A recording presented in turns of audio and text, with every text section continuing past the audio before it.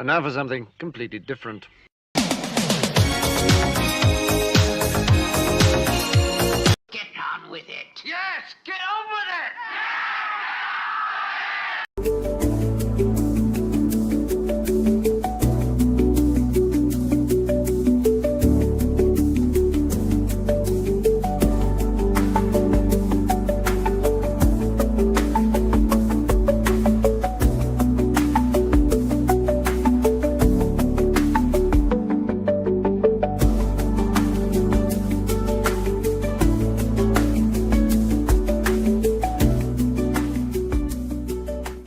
Hey everybody, welcome to another edition of The Bar right here on Barracks Party Media. I'm your host, John Kerming, aka Mini. I'm a United States Marine Corps veteran. 2311 was my MOS. Yoyes, a card-carrying member of the E4 Mafia. Words are hard. And I'm one of the founding members of Barracks Party Media. If you're new to The Bar, I hang out with some vets, sometimes few, sometimes many. Sometimes we have guests. We talk shit, share memes, create more problems than we solve, watch some stupid videos, talk about what's going on in the world, and just hang out. And I get take a lot of shots to the face. Giddy. Without further ado, I'll bring on my co-host for tonight. We're short Tim and T, Terrell, because reasons, family and family. Worried about T. He's in BFE, Wisconsin, in a hotel with his family, and no TV, no internet, and yeah, it's he'll be all right. I think he'll make it. But without further ado, I'll bring on my co-host for the night. She's been with me for several years. She's a United States naval veteran. She's a fueler. She is a keeper of my leash, one of the sober people on the show on a regular basis. Without further ado, the one and only, the Blue. What's up, Blanket Queen? I'm here. Yeah. You don't look too good. You look like you're a little tired.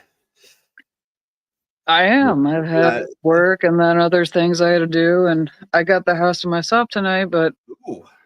I didn't get to enjoy it because I had shit to do. Other than that, I've been okay, just waiting on what they're going to say about my pulsatile tinnitus deal going on. How long have you been waiting on that? Yeah, well, my ear, it's getting louder in my ear, so it's got to be resolved. And before anybody's, wonders if it's, there's two different types. Yes, it is a venous pulsatile tinnitus. So it's not dangerous, but I don't want to, I need to knock on wood since I just said that shit. But point being, I'm waiting on it's me, you dipshit. I'm waiting on the results. Stop! Hey! Shut up! Oh, hey, Carl, what's going on? Shut up! Go lie down. Go lie down. Hope all is well. Good to talk to you the other week. You should definitely come on here soon. If I would have thought about it, I would hit you up earlier this week, but I'm running Reagan at work and at home right now. So we had a pretty decent tax return and it's fucking gone. I haven't even done mine yet. I should. Oh my God, we did. I did. Michelle did ours the night I found out our W-2s were available or whatever. Yeah. And it took that long. I think we got it last week. So, but yeah, I need to. If they pass this bill, they're going to kick the child tax credit up like $4,000 a kid. So, we might get a little bit more money, which would make things, might give us breathing room for the first time since we moved in here. But we were running ragged. We haven't had a dryer in like 2 months. We're getting that this week. Yeah, good times. Ooh.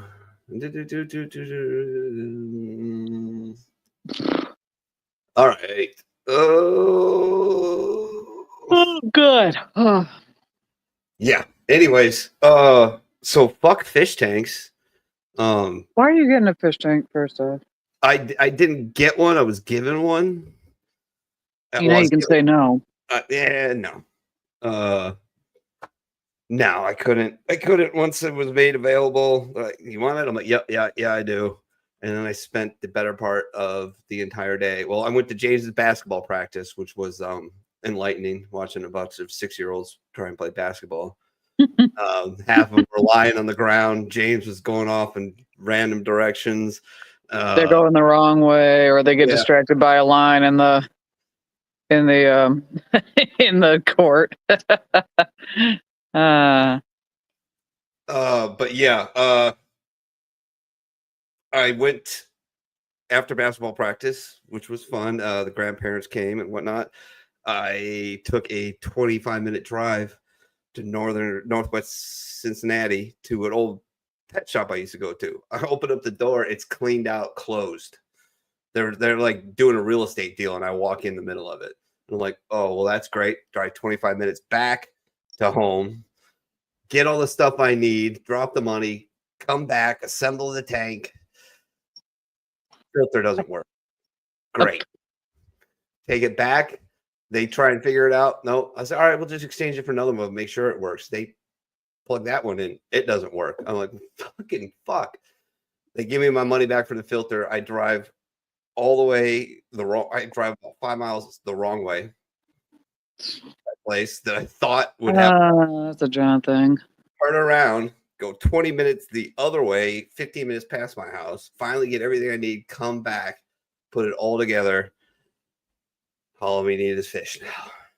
And I couldn't stop moving after I spent like 6.5 hours trying to get all this thing together for my son because he was super excited. And I told him I was going to give him a fish tank. And so, yeah, I haven't stopped moving. It's going to be fun tomorrow. Super fun. But how's the wedding? Going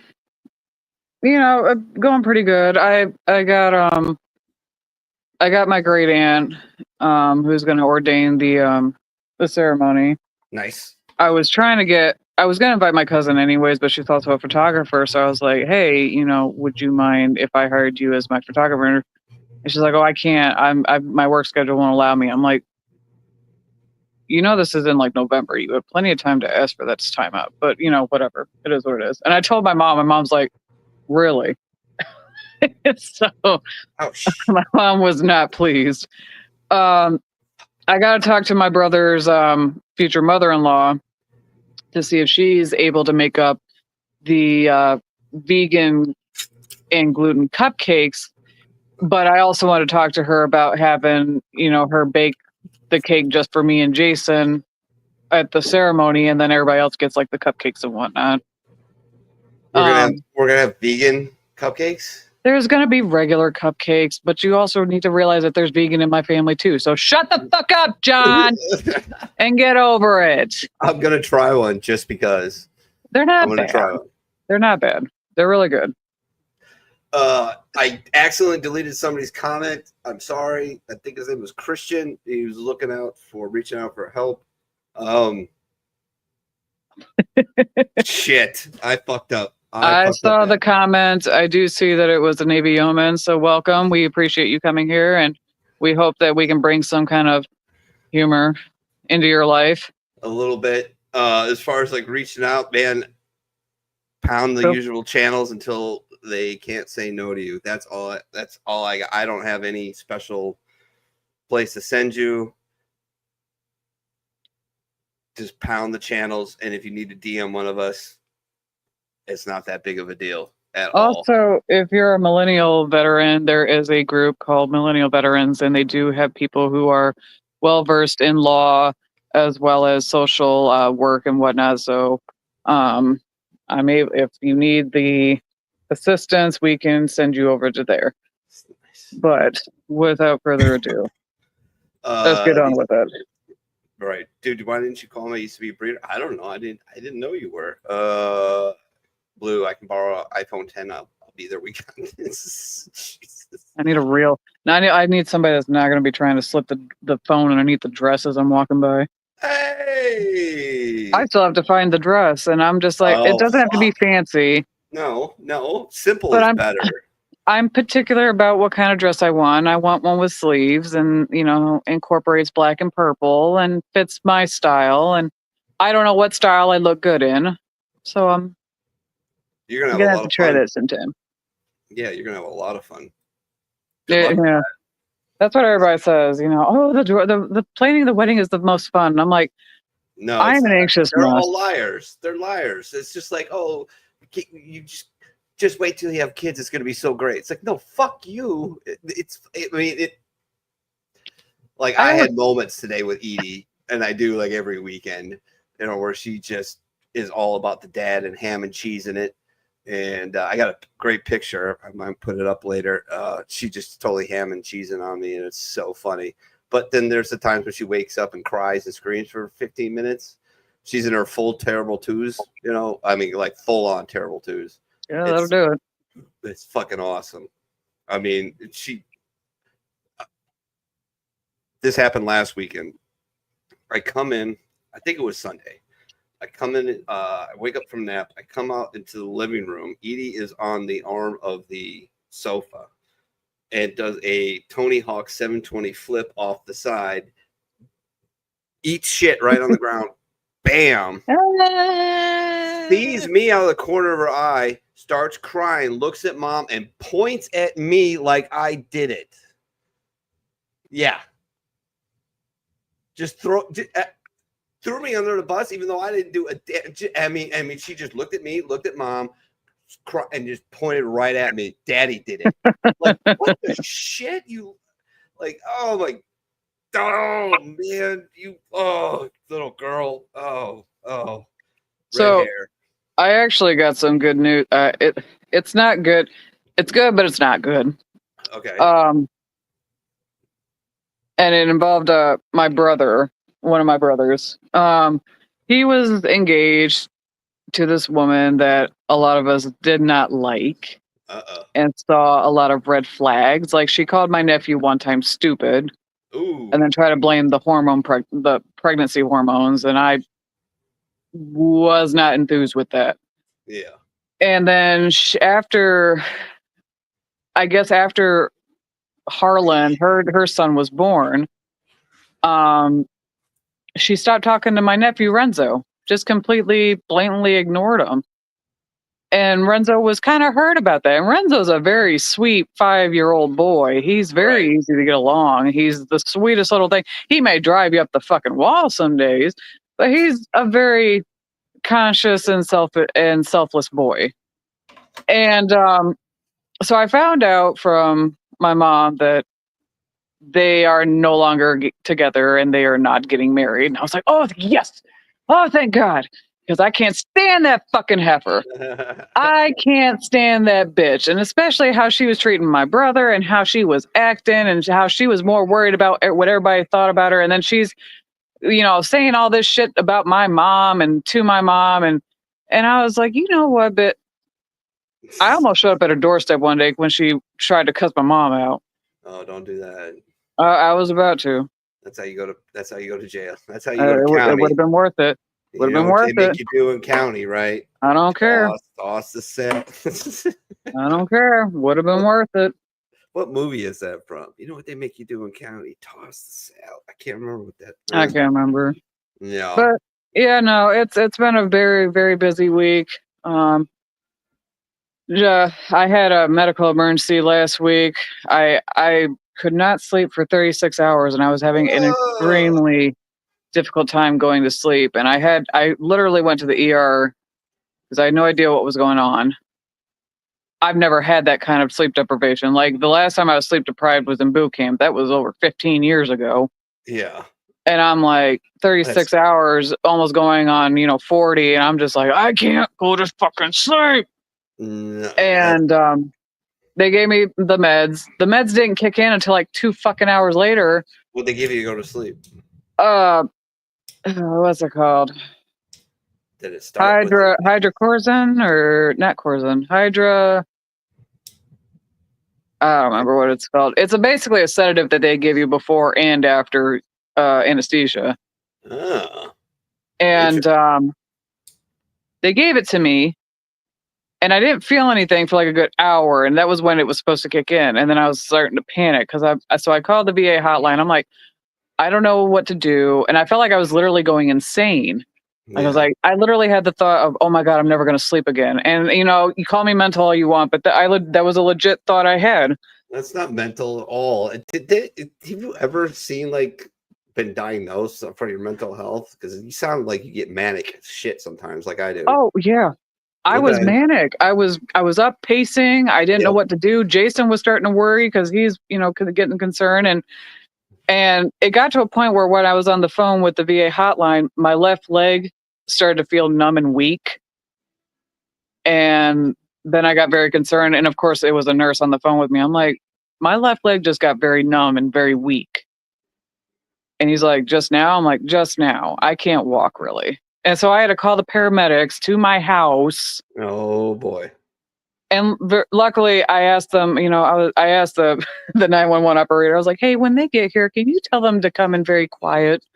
And they did. They came in quietly. It was just two of them. They came in, checked me out. They said, everything physically is fine. They're like, do you still want to go to the ER? And Jason and I were like, yeah, we'll go. And then at that moment, I was sitting on my couch. I was like, let me try this sleep thing one more time. And I slept on the couch for like a good maybe 4 hours. And then I got up, went to bed, slept for like another hour. And I could not go to, and then I had to get up, go to work. Jason and I were at work. I got home, went to sleep around 6:30 that day. I slept for 13 hours Oh yeah. straight. Nice. Nobody bothered me. Jason was like, I was half tempted to wake you up to tell you to eat, but then I knew it would be bad if I did. So You don't take anything. You don't take anything regularly for sleep? mm-mm. Okay. No, I'm actually very, very consistent with my sleep. Like I wake up every day at 7 a.m. for work, You maybe went 5 manic? minutes after. I'm thinking you went manic and then had a panic attack. I think what happened was that I did get manic. And then I started to panic because I legit was having the thought of, oh my God, I'm never going to be able to sleep again. And then I was having these very irrational thoughts and fears. And then when I slept, I was fine. Yeah. And I had never experienced that. So that was my first real scare of insomnia. Cause like I said, 36 hours almost going on 40 of straight up no sleep at all. You get to 48 hours and things can get really, really, really fucking scary. It's Yeah, and that's what the nurse said when I got to the ER because I told them what was going on. They're like, "Yeah, that's a little bit too long for you to be awake." And yeah. I'm like, "I don't know what to do." And so they gave me these pills, and 2 hours later, Yeah, I'm like, "Oh, I don't know. Tell you, like I take stuff to go to sleep. I take stuff to go to sleep. But it was a first. And I have a lorazepam for my panic attacks. But I'm not taking anything yeah. for depression anymore, or I'm not taking anything for manic depression anymore because it's like in my opinion, that it's not for everybody. For No, me, it's not. For me, it's not. It doesn't work. The cure is worse than the disease. So See, I don't take mental health pills. I primarily go to therapy. I used to be on Zoloft or whatever the fuck it was called, Xanax, whatever. Nah, it's probably Zoloft. Years ago when I first came home, but I didn't like the way it made me feel, and so I stopped. And then I've been going weird. I had the highs and lows.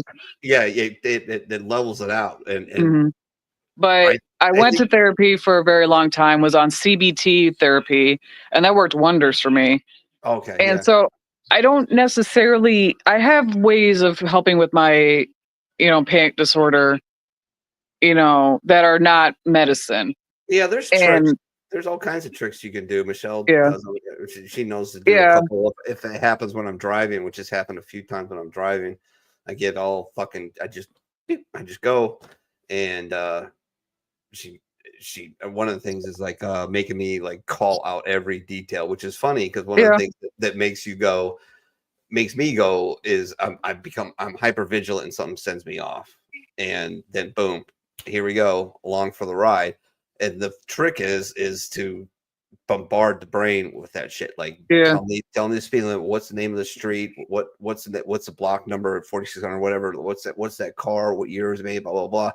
And then you spin them so fast that you come back down. So that's scary. I'm sorry that happened to you. It is not fun.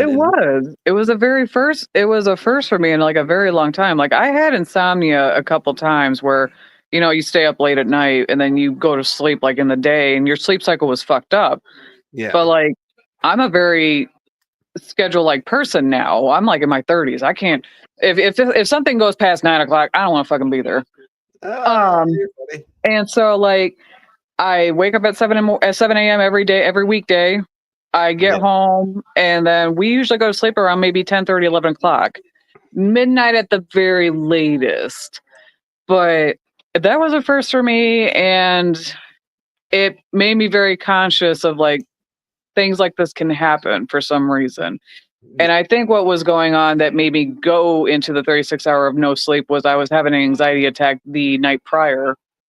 Oh yeah, that'll screw And me up for sure. oh yeah.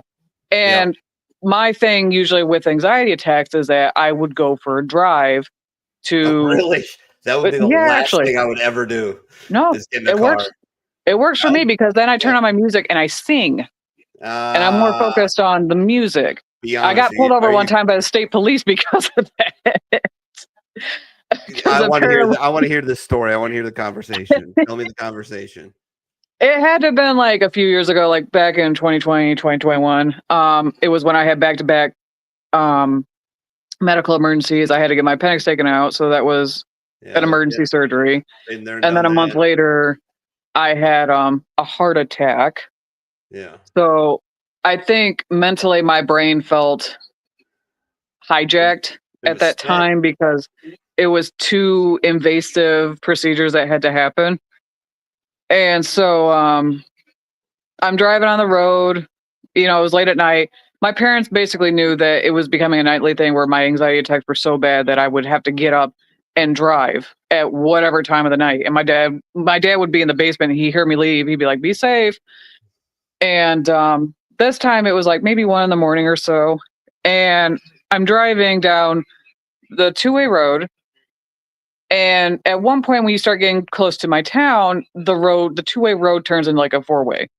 So you had 2 lanes. And apparently I didn't signal to the cop that I was staying in the same lane that I was going in. Oh, geez. So he pulled me over.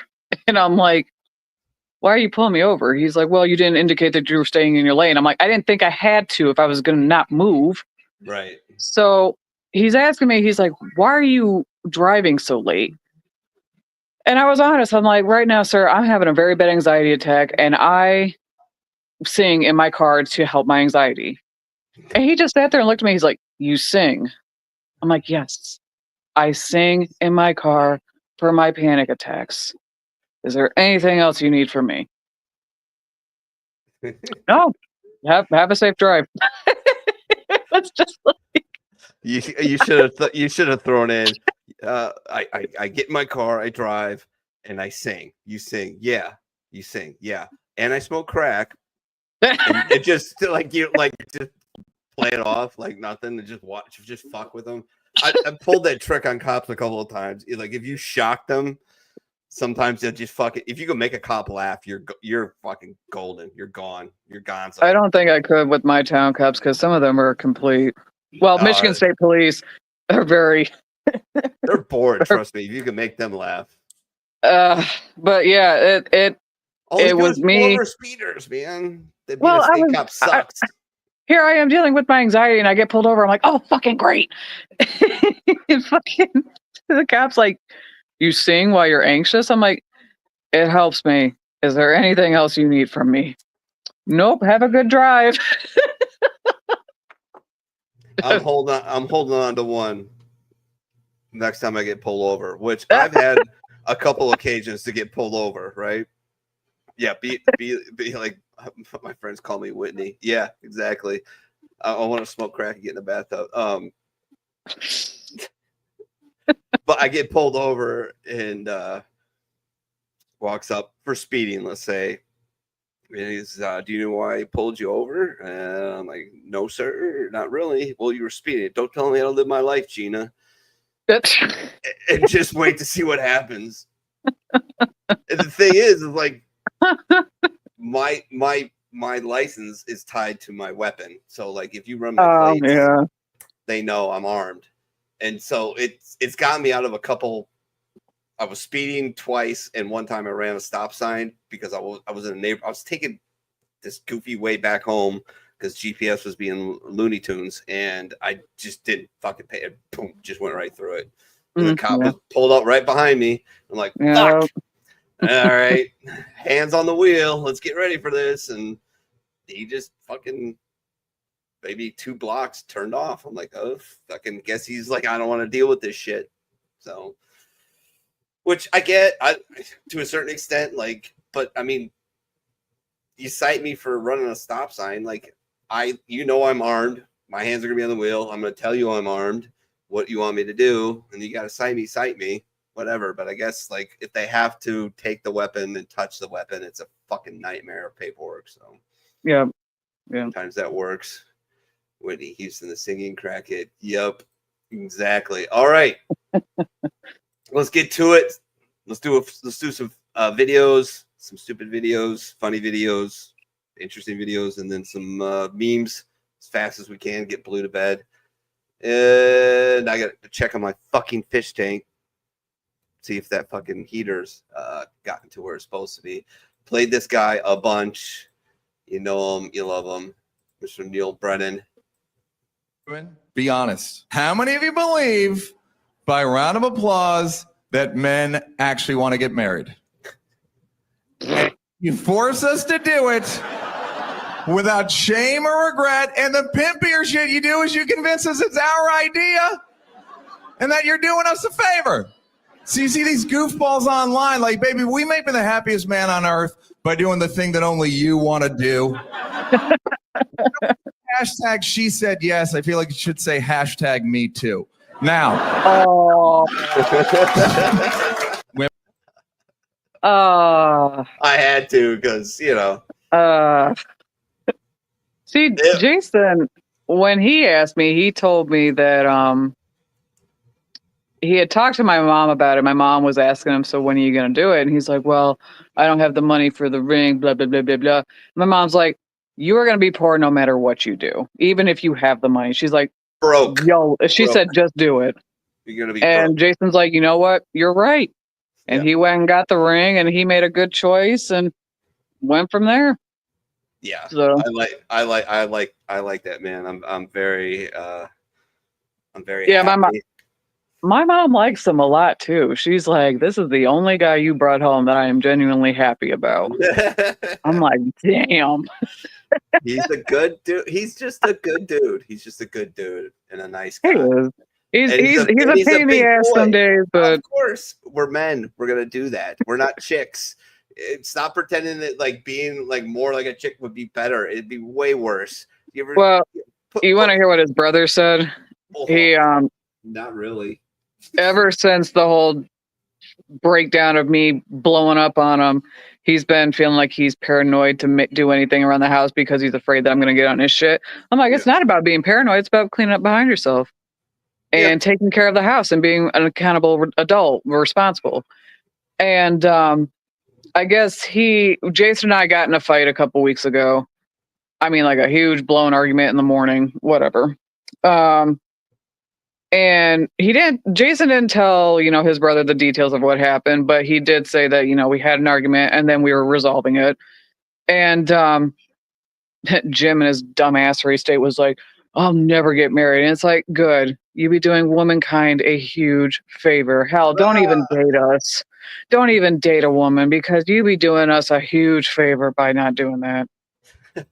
So I'm like, ain't no chick gonna, unless she has no standards or very low standards, no chick is gonna deal with your bullshit.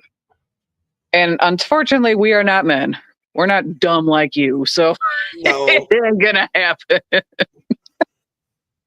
But emotionally dumb, because if you look at the list. Now, don't say that the matriarchy. Look at the list of wealthiest people. You look at the architectural achievements. It happens to be a lot of guys. Just saying. Now, but look at a lot of science and literature and such like that. Yeah, it's true. Ran into a interesting letdown. So I got a Kindle for Christmas. I think I've talked about that. And the first book I got is one of the books you should read before you die. It's the Gulag Archipelago, right, by Alexander Solzhenitsyn. 711 pages. Took me till, I don't know, a week ago to finish it. very proud of myself. And then I look into it. There's 2 more fucking books. I still got to read like 1,200 more fucking pages. There's 2 more volumes. That was just like the overview. Oh, the prelude. Volume, Prelude. volume 2 is the fucking actual details of when he was in the gulags and the camps and the prison, you know. And then the third one is like post that. Mm. And the funny thing is I read it came with the book, which is awesome. His he received the Nobel Prize in, I'm gonna fuck it up. Let's just say 1971. I'm pretty sure it's around there. And he was scared to go, or he wouldn't be allowed to go, so he wrote his speech and had someone deliver it. And I actually got more notes and great insights into humanity from that speech than I did from the fucking 711 pages I just fucking read. I'm like, son of a bitch. Like, oh. So like, And be like, it's kind of like when we went to go see Wicked, the Broadway show in Detroit, and I'm falling asleep by the last song. I'm like, oh God, I just want to go home. right. And then we found out the next day, hey, the movie's coming out in November. Oh, yeah. And Jason's like, I think Jason spent about $350 on 2 tickets. So we could have saved so much money. Yeah. Oh, yeah. Well, that's like when Michelle bought me tickets to see Bill Burr. It was during COVID, and it was like just as COVID was starting to sort of like the hypocrisy was really becoming apparent, because you could get into groups in theaters, but you had to have a mask on unless you were drinking or eating, or restaurants. Yeah. We ended up getting COVID. Yeah. You know, all of us ended up getting it. And it's like, oh fucking shit. I spit beer on some chick's hair right in front of me. Like, it was horrible. See, I didn't get COVID until 2023. Both Jason and I got it. And we were miserable. Dude, it was nothing. It was like having the flu on steroids for about 48 hours. Then all of a sudden I was fine.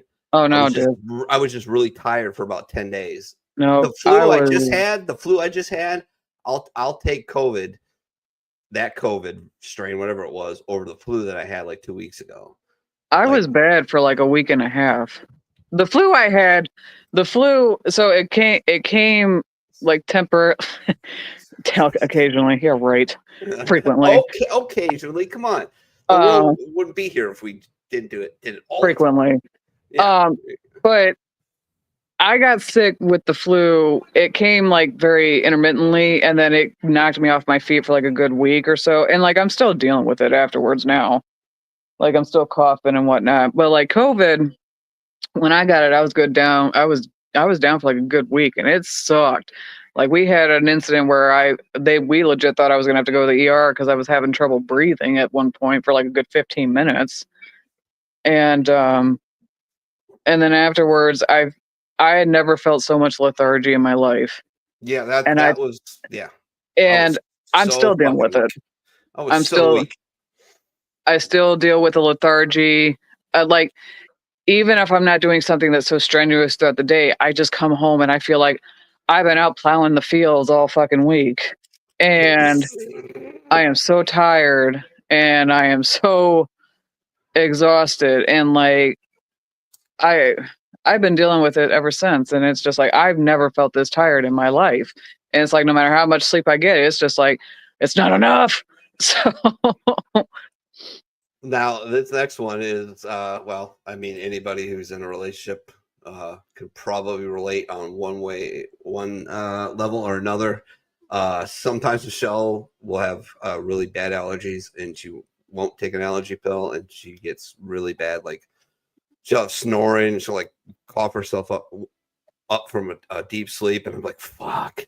And then I always beat her to bed, but I'll come to bed sometimes, like tonight. Possibly a lot of times I'll just sleep on the couch to avoid waking her up, but I'll just snore like it's my fucking job. But it's just the fun. This is just the fun of, I think stages of me and my boyfriend sleeping. So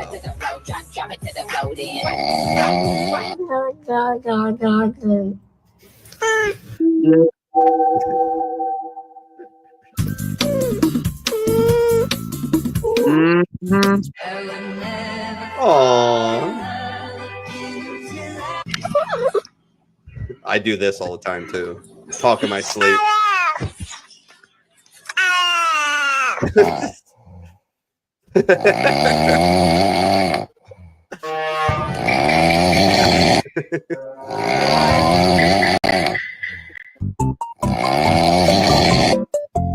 Yep.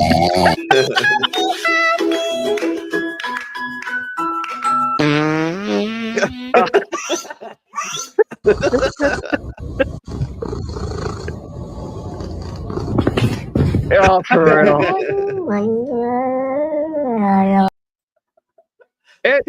His snoring.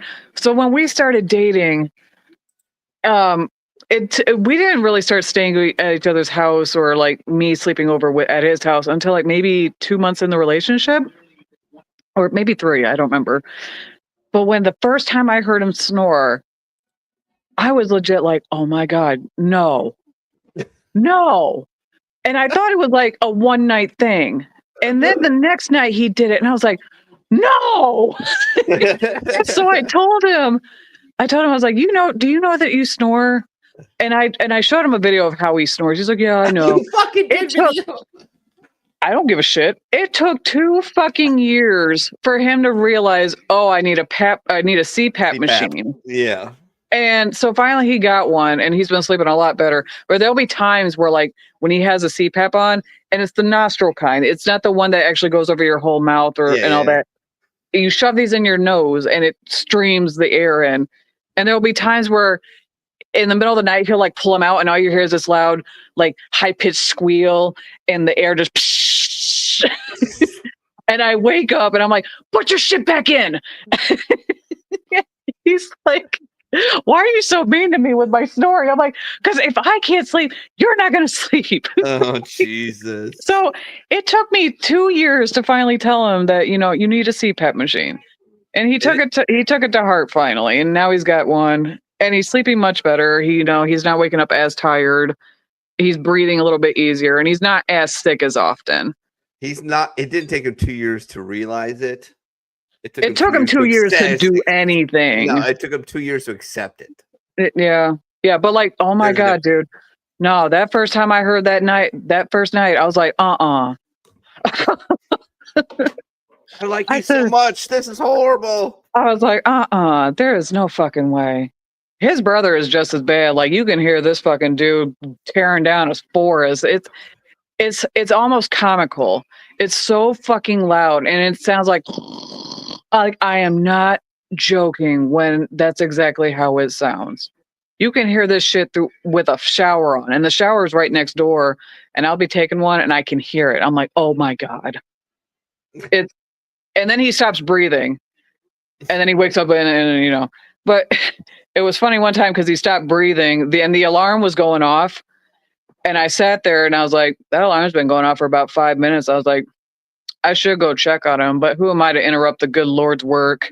Oh, Jesus. So you're fucking horrible. That's so fucking funny. That's so fucked up. I was just like, who am I to interrupt the good Lord's will? Damn. But yeah, no, that's exactly how it is with Jason. I mean, just had to put this out there because I'm a girl dad, and I still love it. It's there's so many reasons I love my wife. I mean, Jesus Christ. I mean, she hasn't killed me. That's a good one. That's a good reason. Yeah, it really is, because dealing with my mental health is not fun. Like there's been multiple occasions where I have just couldn't stop myself from being like it's like, yeah, and you see it coming, and you know it's gonna happen, and you just wait. Like I tried to do it last night. I was discussing a bunch of stuff and trying to plan out some stuff, and she interrupted me, and I fucking went from, it seemed like I went from 0 to 100, but I idle at 75. So like it was, but she's like, all right, back off, pull it back. It's not that big of a deal. Like blah, blah, blah. But one of the sweetest things she ever said to me, she's like, you were really born to be a girl dad. And I'm like, I do fucking love being a a girl dad. Like, I love my little girl. You say that now until she hits 14. She's already there. She's already there. Oh, She no. already knows No. I know it's gonna get worse. Oof. There's gonna be boys and whatnot, but she already has got both sides of the card covered. She's got her crazy, whiny, my way or the highway, and she has the worst hangry I've ever seen in my life. Like, Oh, yeah. I get Wait till she bad. gets her period. That came up today. And Michelle gets really bad. She gets really hangry. Oh, yeah. And then so she got that combined. So like, and she's got red hair, blue eyes. It's just like it's just But she's also like, she can play me like a fiddle already, and she just sometimes just the sweetest thing in the world. And it is what it is. But like, Andrew Schultz, if you don't know him, check him out. He's got a new special coming out March 4th on, I think, Netflix. Yeah, Netflix. I get it, Netflix, but continue. But he's part of that kind of Joe Rogan kind of circle of comedians and whatnot. Very funny dude, talking about being a girl dad. Screenshot of the moment I found out that I was going to have a daughter. If you want to see stress, if you want to see pressure, put that shit up.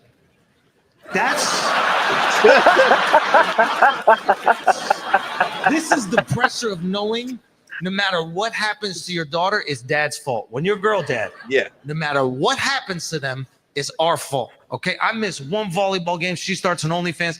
It's my fault for some fucking reason. She's out there sucking dick. It's daddy issue. It's dad. I don't even suck dick. That's the mom side of the family. I mean, I remember when I was dating one of my ex-boyfriends. He was like 10 years older than me. And granted, he wasn't bad. Yeah. He wasn't great, though. But my dad, at one point, he's like, Brittany, why? He's like, do you have daddy issues? Where did I go wrong? Like, what do you mean, Dad? Like, here I am just oblivious to what my dad was trying to say to me. And then it was the same thing with my ex-husband. My dad's like, where did I go wrong? And then my mom was like, I didn't raise you to be a bitch. I raised you to be the bitch. She's like, get rid of this man. Nice. I like it. But yeah, it's always daddy's fault. It's always going to be your fault, John. Yeah, that's super fun. Like, just managing these two, just because they're 40. Yeah, just wait till she gets her period, and then you got, ooh. I'm you know what? Hopefully the good Lord or the universe, Vishnu, Allah, fucking Yahweh, whatever, just gives me just enough money to go to fucking Idaho, Wyoming, and just buy a fucking plot of land, buy one of those second homes that all those assholes from LA buy, talk to a couple ranchers that have adjacent property, and like, hey, my property, pay me $1 a year for a lease, let your cattle run through, we're good. And just get the fuck away from fucking everything and hire a couple tutors, get the kids up, send them the fuck off. I think Edie has a better chance of going to military school than James does. Oh, James is a sweet boy, but you never know. Maybe she'll mellow out over the years. No fucking way. I almost had a serious face when I said that. Oh, Joyce. Yeah, there's no way. Already know. She's too much. She's got, James is way more personality-wise like his mother, and Edith is more like me. She is full throttle. If she wants to do something, she's going to do it. And if it's the hard way, she doesn't give a shit. She's going to do it the hard way. Always going to do it the hard way. She's fearless. She's a fucking crazy person like I am. So it's going to be awesome. It's going to be fun. I'm going to enjoy it a lot. I came across this clip. I think it might be the last one I played. We'll burn through some memes so I can get Blue out of here. Ralphie May. It sucks. Like, some of the best comics, like rock stars, kind of burn bright and then fucking boom, they're gone. Like, Ralphie May took forever to blow up, and then he did. And he had like maybe, I don't know, I feel like a 4, 5, 6 year reign, and then he died. Yeah. John Panette, like Sam Kinison. Just, it's rare to have guys like Dave Chappelle, fucking Richard Pryor. But anyways, this is a clip from Ralphie May, who I never got to see live. I wish I could go back in time and see him at like in a club where he's doing this bit, because that's where stand-up comedy is at.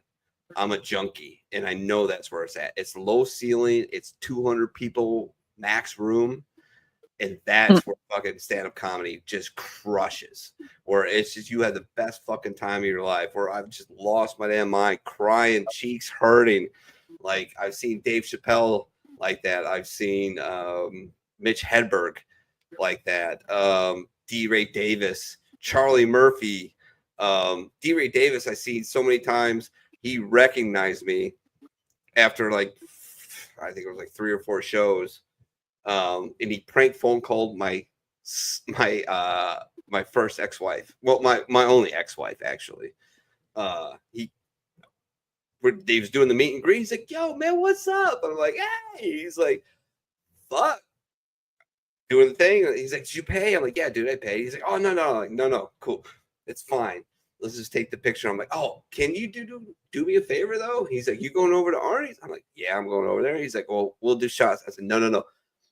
Can you prank my ex-wife? He's like, "Give me your phone." I'm like, "No, you can't use my phone. You gotta use your phone."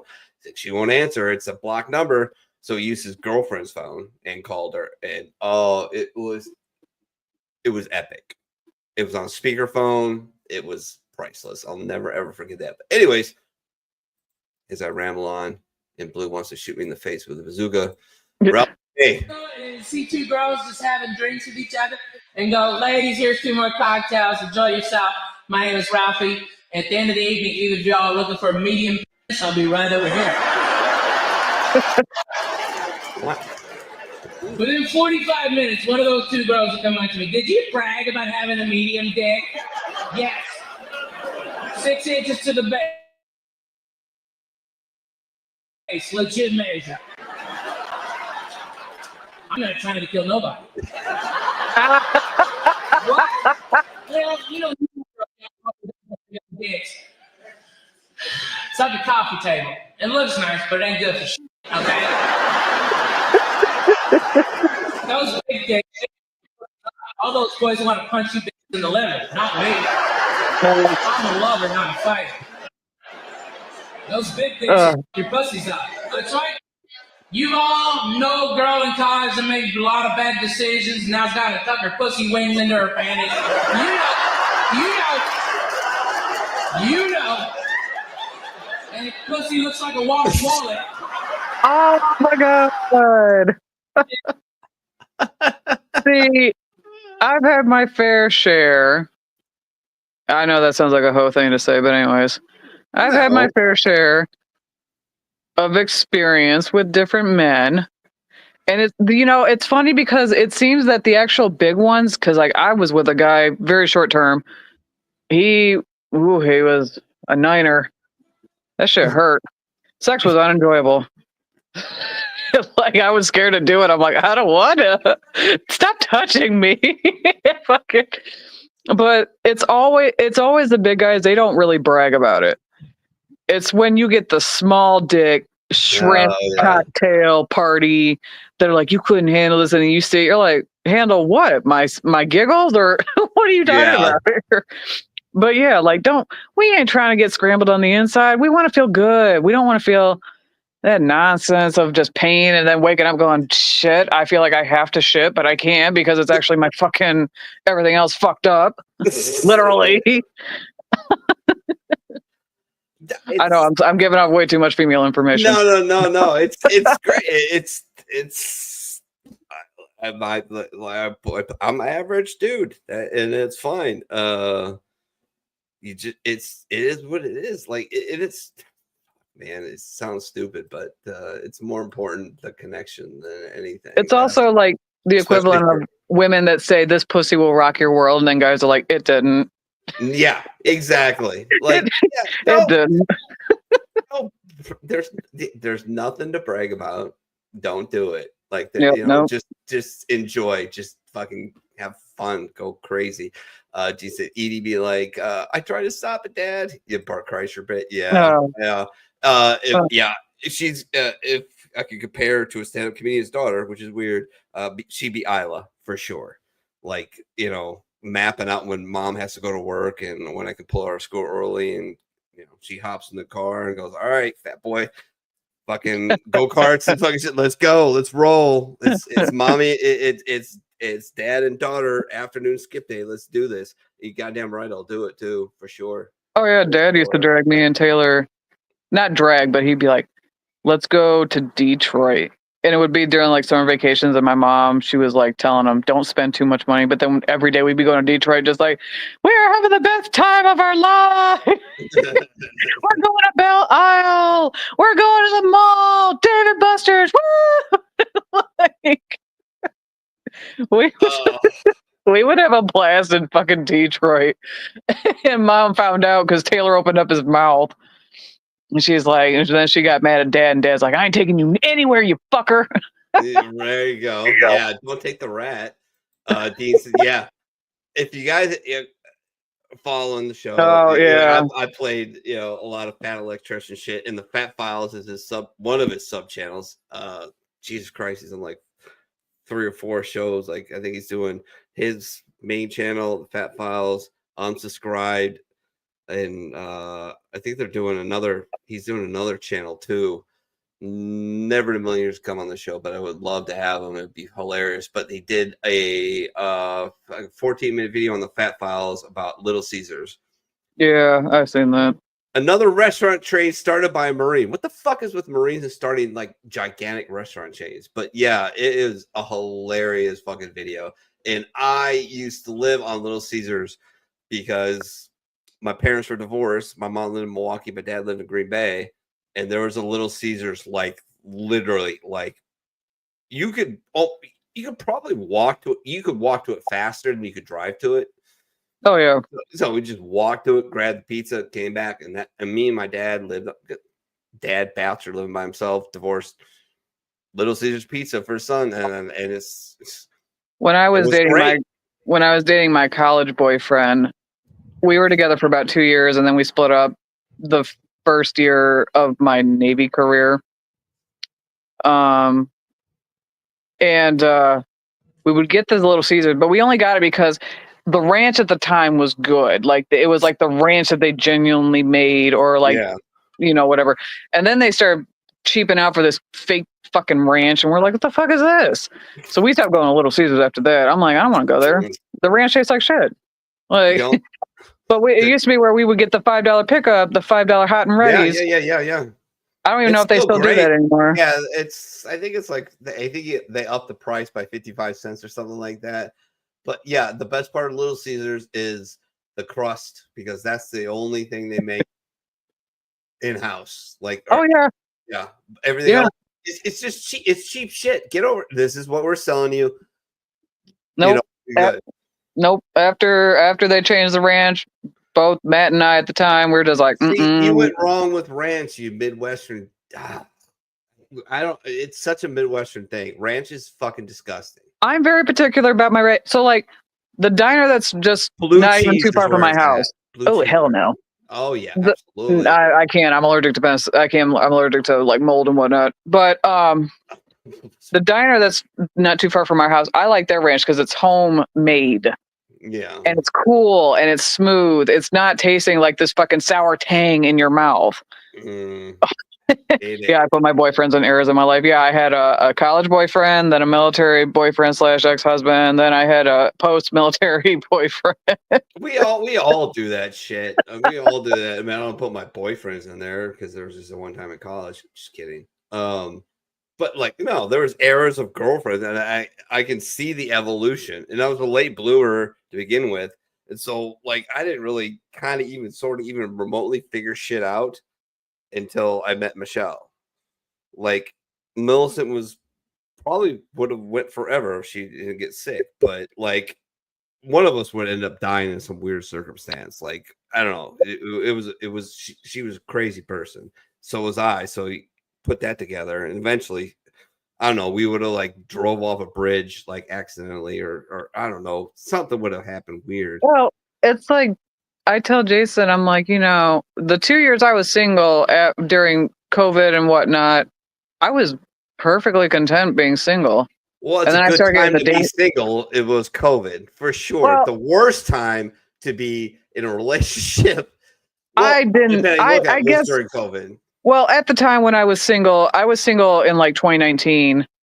And then I was kind of seeing somebody, but he was a very level stage 5 clinger, like fucking insane. And it wasn't even like dating. It was just like, it was like a fuck buddy, I guess. A very disappointing fuck buddy. And see, that happens. That happens. Like I had a girlfriend that wanted to be my girlfriend and kind of work things out. And I jumped into the relationship and became stage 5 clinger, and she just fucking booted me. She's like, I don't have the time for you. Fuck off. We were just not a fit, and that's fine. And I told him, I was like, we are not each other's tea, and that's okay. And then I turned off my phone for like a couple hours because I was visiting a family friend in the hospital. I turned it back on, and my phone for like a solid 15 minutes was just with all these text notifications, missed calls, emails. And I'm just like, yo. But I remind Jason when we first started dating, because he'd be like, "You're mean." I'm like, I warned you from the get-go what the fuck I was. And I remind him that during the time I was single, I became more embracing of being single and my femininity and the fact that I was just not having it with any fucking men's bullshit. Like, I heard it all. I don't want to hear it. And you're mean. And he does. He'll say that. He's like, "Why you gotta be so mean?" I'm like, you act like this shit's new. I warned you from the get-go. I didn't hide this shit from you. And I remind him, I was like, Jason, just remember, I don't need you. I choose to want you. I can very easily, it'll be rough for a few months, but eventually I'll move on. But I'm like, you are just another phase in my life, and I choose to want you in my life. I don't need you. Just remember that. Did he ever hear the story like that I told on air when we were hanging out at Tribute to the Fallen, and I was like, "Oh, I love, oh, she's scary. She's fucking terrifying. Like, I'm just gonna fucking go, hey, how you doing, fucking Dan? Like, yeah." I was like, oh my god, this chick is way more intense than she was on air. Good luck. Like, when you finally met Jason, it became serious. I'm like, I fucking seriously hope this dude knows what he's in for, because this is he knows. Chick. It's an intense chick. Like, he sometimes he'll laugh at like the snarky ass jokes I make back at him. Like, he'll say something and it's met with like sarcasm and shit. And there would be times where we get in an argument. He'd be like, "Why the fuck you gotta be so damn mean and difficult?"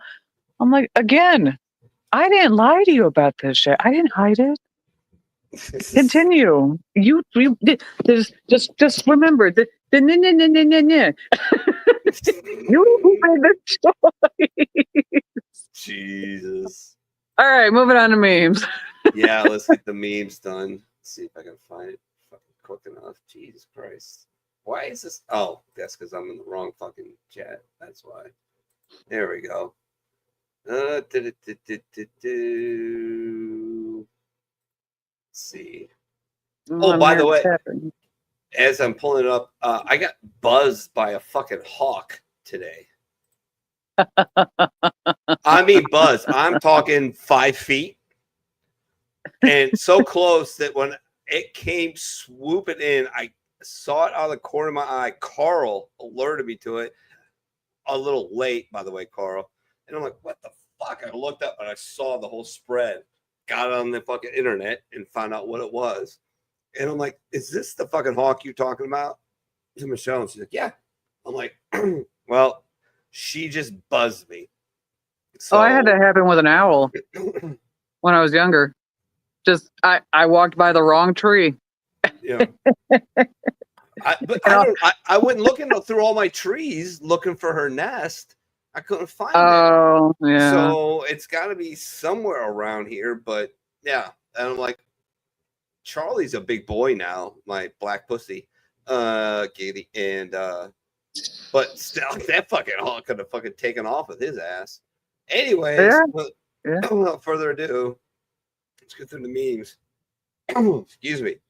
It was a shitty cruise, rained a lot, but they had a great buffet, had two of everything. It's a little problem with Noah's Ark. Their allegories, their stories, don't take it too literal. People who take the Bible super literal are hilariously.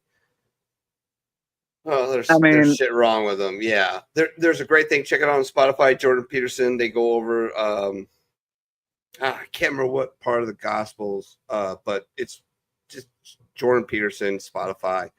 Look up his channel. You'll find it.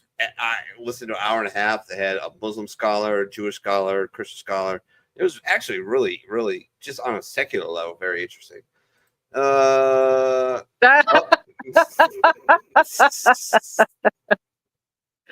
love that movie. I love the second one too. Oh, that is great. Do people get pregnant from anal sex? Of course. Where do you think Democrats come? Oh, jeez. They always said, "Okay, retard." They never said, "Are you okay?" Oh, Jesus. Shine a laser pointer in my neighbor's window. Then they're gone. That cat has trashed 3 sets of me blind chases that they have no idea it's me. Am I evil? Yes, I am. Yes, you are. That's messed up. By the way, you come home thinking like something's wrong with your cats and take them to the vet. I just don't understand. What? Yeah, random weird fact. If you have a very, I'm gonna of course do this for my kids because I'm an idiot. You have a very good community of fish in your fish tank. You shine a laser pointer, they'll lose their minds. They lose their shit. Yeah, I found out by mistake one day as a kid. That's me too. Oh. Yeah, I can do it. I'm Beastmaster. Like I can make them do whatever I want. I am Aquawoman. Yeah. I bought these 6 months ago. My neighbor still thinks it's a dog shitting all over his porch and driveway. Oh, Jesus. If the neighbor didn't know how to look at dog prints, like shit, dude. I hit the wrong one again. I'm not doing well at this so far. All right, hold on. I got it. I swear to God, I got it. Maybe? Jesus Christ, how many people sent memes late in? Or did I send them to the wrong fucking place? Fuck me. I think you sent them all to the fucking media. Did I? Are you sure? More than likely. Let's see. Nope, found it. There we go. We're good. My bad. All right. Don't put fingers anywhere you won't put your wiener. Yeah, that's obvious-ish. Well, no, it's not. It's not. It's a safety brief. Somebody's done it. That's why it's the thing. Jason happened to find a meme where this girl, she was like, my rose died. Now I have to fucking use my fingers like a cave woman. She said, I hate this acoustic finger play. Oh my God. That's awesome. It was the funniest shit. That's good for sure.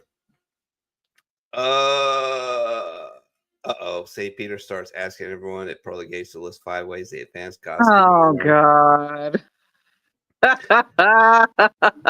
She hasn't watermarked some of these, but a lot of these are from Lilith Grant's Facebook page, Low Ranks. Make sure you get on Facebook, give her a follow. She's a hilarious chick. Yep. Gene Hackman, passed away. United States Marine Corps veteran. Weird shit going on with that. Well, don't want to get into it, but we'll eventually it will unpack itself. Me dreaming of joining the Marine Corps. Me writing my first letter home from boot camp. Yeah. No. No. I hate it. Everybody fucking sucks. My unit is a fucking bunch of idiots. It wasn't my first letter home. I'll tell you when I lost my shit. And I absolutely lost my shit. It wasn't writing home. It wasn't, that 5 or 10-second phone call. I'm at Marine Corps Recruit Depot, San Diego. I've been looked at and taken care of well. I will call you as soon as, or contact you as soon as I'm allowed. Boom, click. Right? Wasn't that? Wasn't writing the letter. It was when I went to church for the first time. Went to chapel, and it wasn't just me. It was the fucking entire auditorium of Marines, just in sync, just ah! So if you ever want to pull some shit on a Marine and how bad we're a cult and we understand that. We all lost our shit at chapel. If you went to chapel, I cried. you lost your shit. I think the only time I really cried was when I had to call my mom. It was like a week or so later when we had to set up our bank accounts to get chimed in for the direct deposit. Yeah. And I was off by like maybe a couple numbers. And so I had to call my mom to fax the information over. And I'm at the phone. I'm like, don't cry, Brittany, don't cry. And then she's like, hello. And I'm like, hey, mom. She's like, hi, baby girl. I'm like, no. No, don't baby girl me. I'm like, don't say that. Yeah. And I was like, oh, serious note. Look at my bank account and give me the direct deposit number. The second time I lost my shit was you graduate boot camp on a Friday. So you've got visitors Sunday if people want to stay in San Diego for fucking 5 days. Ever. Yeah, which is super expensive. My family did it though. Only Marine in my entire family. So my aunt, my grandma, grandpa, my dad, my mom, of course, were there. And but it was the night before you actually graduate boot camp is when my mom actually like lost her shit, like, and came as soon as they dismissed us, came barreling through, and she fucking just this 5'2",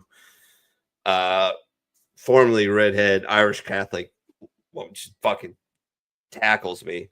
And I lost my shit then too. I was like, oh fuck. It was at that moment I'm like, oh man, I'm a fucking asshole. I cried when I saw my dad after my first deployment because we came back home in the winter, and my mom, she was waiting on us. They put up tents where they had like the heaters and everything else, and my dad apparently snuck up onto the quarterdeck, but. Then he left. He left to go back to the heaters. And then when he left, Mom found me. We walked down the ramp, and I'm looking for Dad. And finally, I see him. And he's just walking around, minding his own business. And I'm like, Dad. And he turns around, and like I haven't seen this man jog in like a very long time. He's got bad knees, and this man jogged to me, and I'm crying. Yeah, I'm like, I'm so happy to see you. Like, I think I was more emotional when I was in the military than then after. Now I get out, I'm like, Yeah. Well, we were young too. I mean, it really hit me at that moment. Yeah. Well, I felt like an asshole. I was like, oh my God, I'm her only child, and I'm her son. And you're doing this. And I joined the Marine Corps, which is like the worst fucking branch to join if you want to keep your son. Like, it is the worst one. And I'm like, oh. Fuck, but she was, so proud. If something would happen to me, of course, it would have been crushing. But thankfully, dodged that bullet. Unless you're dead, you're not a former Marine. Yes, we are a cult. We're a cult. It's okay. There's only two branches of the service: the Army and the Navy. The Air Force is a corporation. The Marine Corps is a cult, and it is, and I'm okay with that. It's a really good cult. When you are feeling powerless, just remember a single one of your turds could shut down an entire water park. Yeah, it happened once, and I wish I found out who the fucker was because that was a straight up dick move on the hottest day of the fucking year. There may or may not been a incident at a resort with some Marines and a bunch of I don't know. We'll say I already know where the story's going. Onward. Or somebody would have dared who could shit the biggest, and yeah, it didn't end well for my contestants. Hey, are you sleeping? I'm trying. I at work tomorrow. Remember all those times you didn't have to shit? You didn't have shit paper and had to wipe with a sock. Why are you such a dick? Yeah. Welcome to my brain. It's like, hey, remember that one time when? Yeah. Mom will be like, hey, remember that one embarrassing? And then it'll bring up all the embarrassing moments. I'm like, son of a bitch. Yeah. Yeah. I'm like, I know it's past and it's done and it's over with, but I'm like, why?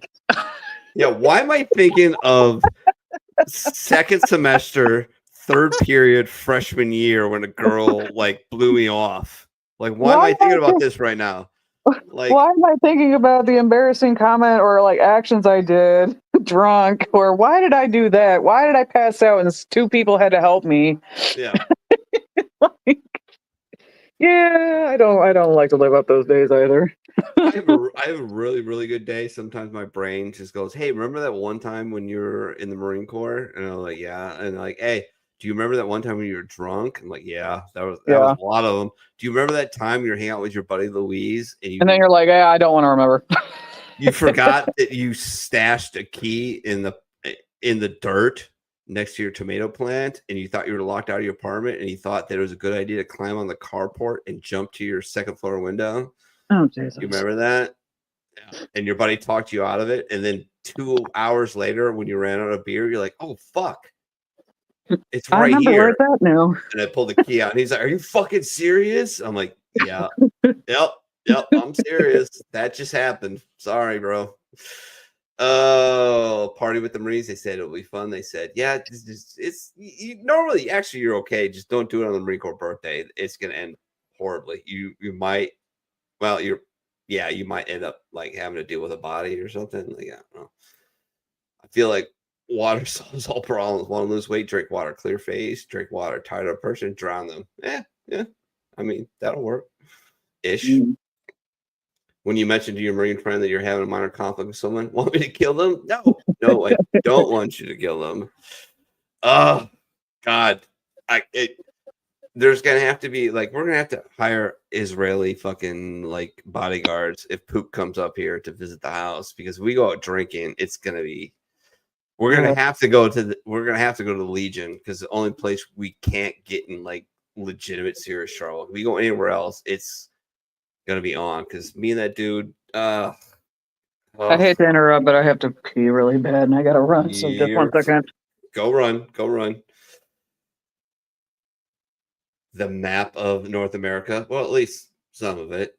Yeah, y'all thought I was playing. Man, you know what? That's revenge. That's just revenge from fucking when I lived in Warsaw, Kentucky, and I shot a groundhog with an AK-47. It turns out that if you hit those suckers dead center mass, that they don't feel any pain, because that dude was done. And I switched to a 22 Magnum after that. My landlord / employer, he's like, as many as you can get. And that might sound bad, but those some bitches destroy banks like it's their fucking job. And so they destroy property. It costs a lot of people money, and fuck them. Are you gonna be an asshole again today, me? Does a Tin Man have a sheet metal cock? Yep, yes, he does. So if lumberjacks say timber and golfers say 4, and welders say watch your eyes, what do mechanics say? Goddamn stupid fucking son of a bitch. Fuck stupid son of a bitch. She probably fucks his own mom. Takes a breath. Great, lost my fucking piece of shit. I'm gonna fuck my life with a stolen dick. Yeah. I talked about this earlier, but yeah, part of getting anything done, I don't care what it is, man, is losing your shit. Oh, it just is. No, I was talking to Michelle about it. It is, and I was losing my shit about the fish tank, and then all of a sudden it fucking worked. Everything came together, but I was still so wound up. And it's you want to hear something? You want to hear something funny? So, yes, I absolutely do. Jason asked me. He's like, "What do you plan on giving up for Lent?" And I'm not Catholic. I'm doing this for my own spiritual reasons. Sure. I'm Baptist. And I said, I want to give up soda. Okay. I want to give up, I want to give up fast food. I want to cut back on some carbs. And then I want to pray more, eat more fruits and vegetables. And then I also said, I also want to swear less. Oh. That's the hardest one. That's the hardest one. This man looked at me and said, "You ain't gonna last a day." No. No. And he said, "What if you put up a swear jar?" I'm like, "I do not have the income to supply that bitch." No. That's robbing Peter to pay Paul. Like, that's robbing Peter to pay Paul. Like, you can't do that. And I was like, no, I'm not vegan. Yeah. I eat healthier. Now I eat healthier options. My brother is vegan and he has a vegan food truck, and I support him by eating his food, and it actually is very, very good. I would love to try it. The only problem I have with vegan food, I've done that, and we've done some vegetarian. We tried it out, like, we're doing HelloFresh or whatever. When me and Michelle were just dating, we're living together, but whatever. It you know, like, all right, fuck it, try it. This is good. Just like, you know, it was, you know, worse than the stereotypical Chinese food thing. Like a half hour later, you're hungry. no. Like I was ravenous. Like a half hour No. later, like, oh, this is fucking rubbish. Like we did Taylor, tacos, enchiladas. No, it was enchiladas. The first one we did. They were fucking amazing, so good. And then like fucking 30, 45 minutes later, I'm like, I want to eat a cow. Like no, Taylor. When Grandpa was starting to decline in his health, it was hard to kind of get him to eat. Sure. And my grandpa was a very meats and potatoes, like vegan's gay. That was literally his words. Oh, sure. And but Taylor one time came up with chili and vegan chili, and we tried it. Like Mom and I, we tried it, and we were kind of hesitant. You know, it's not going to taste that great. It actually tasted pretty fucking good. Yeah. And Jason likes it too, and oh, Jason loves it. He's like every time Taylor comes out with it.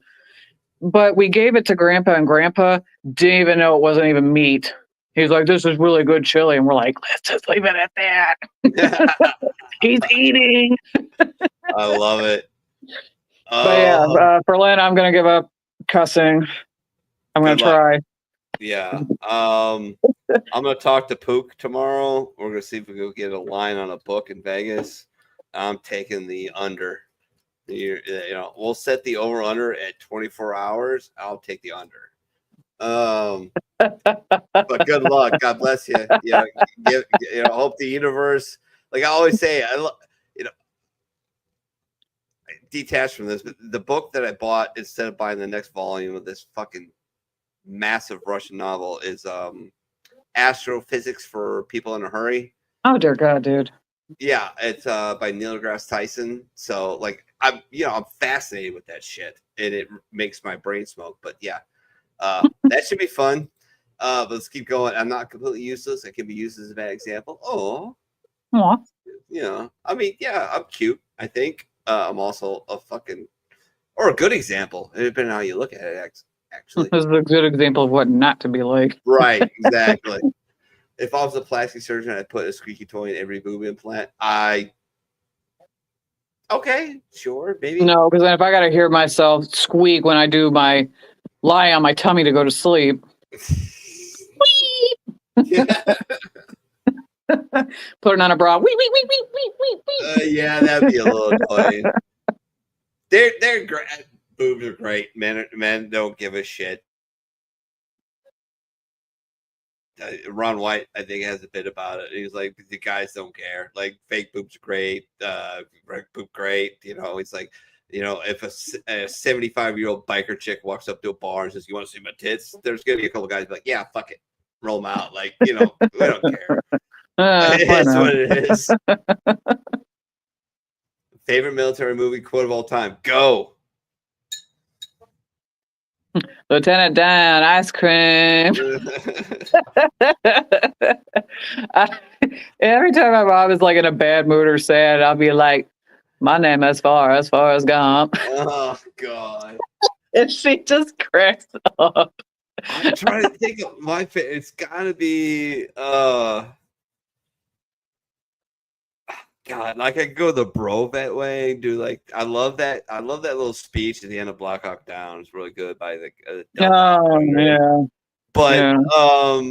I think I like. Is this John Wayne? Is this me? Who the fuck said that? Who the fucking twinkle-toed cocksucker that just signed his own goddamn death warrant? Here fucking comes fucking Harley. That's probably my favorite one. Like, because that was my only expectation to Marine Corps boot camp. And I was not disappointed. Like, I was fine the way it was conducted, and I think it always should be conducted the way that I was in. And I'm sure Marines before me, and I'm sure John Bazelon thought the Marine Corps boot camp should be conducted always like him. But, like, I was screwing up 4 inches from my chest. Like 4 inches, and my fucking senior drone, not my senior, it was the heavy, is the next one in line. He later went to Leavenworth, whole different story. But and not because of this at all. I didn't say shit. Popped the grabbed the top of my rifle, popped it in my forehead, and fucking cut my forehead open. And I didn't say shit. I didn't give a fuck. Did not care at all. I was like, this is what it's supposed to be, right? Like, I'm a Marine. Like, I'm supposed to be a badass. So if I fucking cry about this, like, I think the only time I got manhandled was when one of my RDCs grabbed me by my collar and said it was like fucked up and then pushed me back. And when she did, I kind of bonked my head on my rack. Oh, shit. Yeah. And I didn't say a damn word. I'm like, no, we're good. We're good. Yeah, no. And then she was like, Blue Nancy. It was like maybe 30 minutes after the inspection. She's like, how's your head? I'm like, I'm fine. Yeah. I had such an in though. I had such an in with my senior drill instructor. He was a fucking auto racing fanatic, and my dad, of course, was covered for ESPN and for many other. He's been in the industry forever. I always got racing magazines, so my senior drill instructor once a week would shoo me into the duty hut, and we'd talk racing for 5 minutes that he could get away with. So. But yeah, that junior, that heavy, he went to jail. Sometime.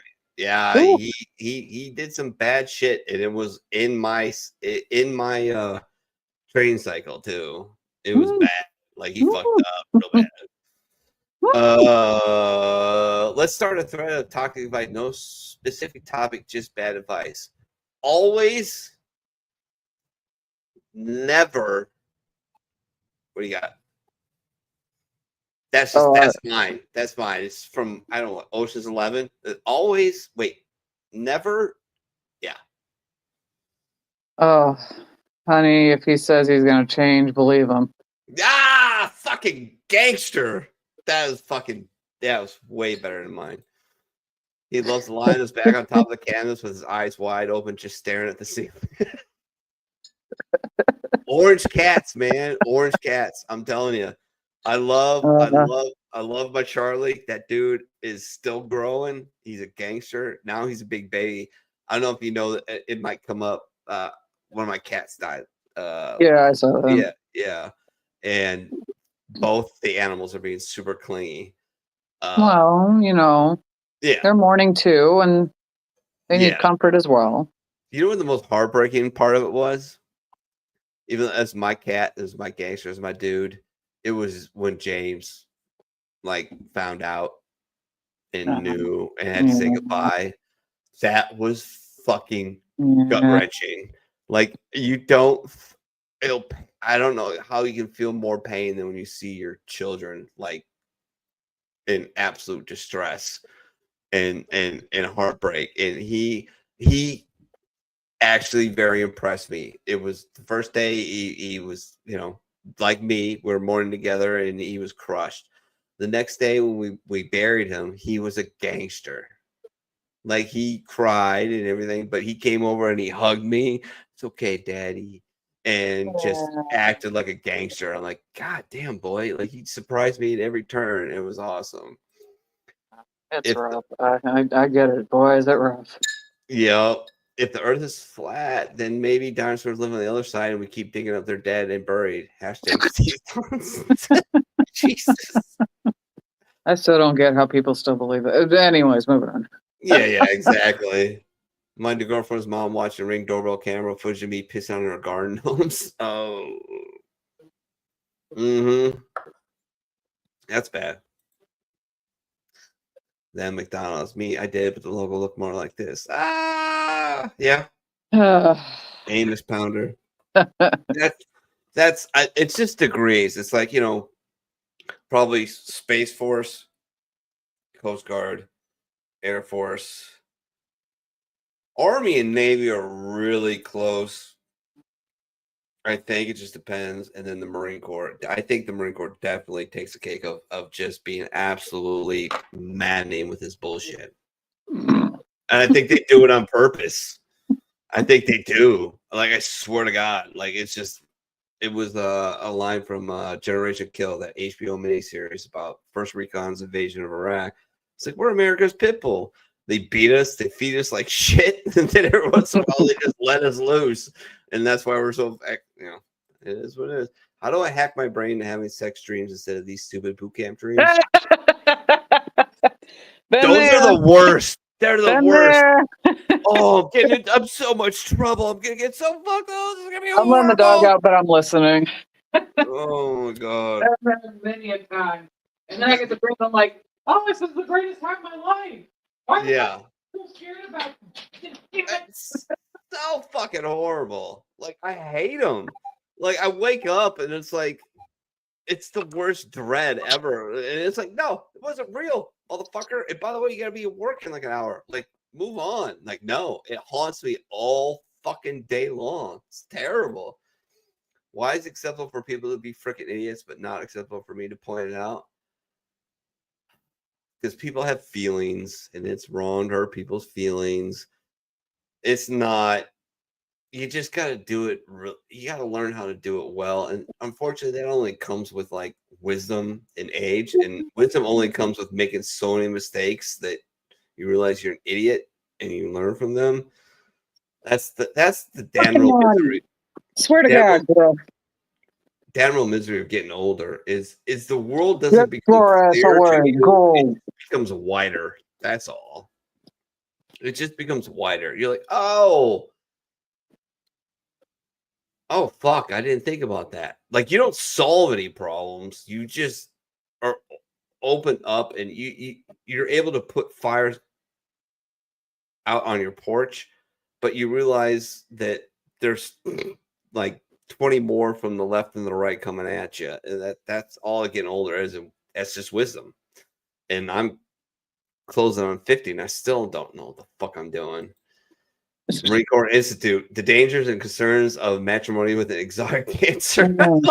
If you ain't ready to get compared on, it's like the guys that cry during like their girlfriends saying I'm on OnlyFans, and it's like, if you are not prepared to understand that your lady might get passed around and used, you are not, get out of that. Don't even say, oh yeah, being married to a porn star or stripper is the greatest, and then when you find out that they got to entertain other men, it's like, oh, this isn't bullshit. Worst idea ever. It's the worst idea ever. Look, I'm not saying it's not possible. Once a stripper, always a stripper, and I married a stripper. She wasn't a stripper at the time. She'd actually worked legitimate jobs for like 6 years.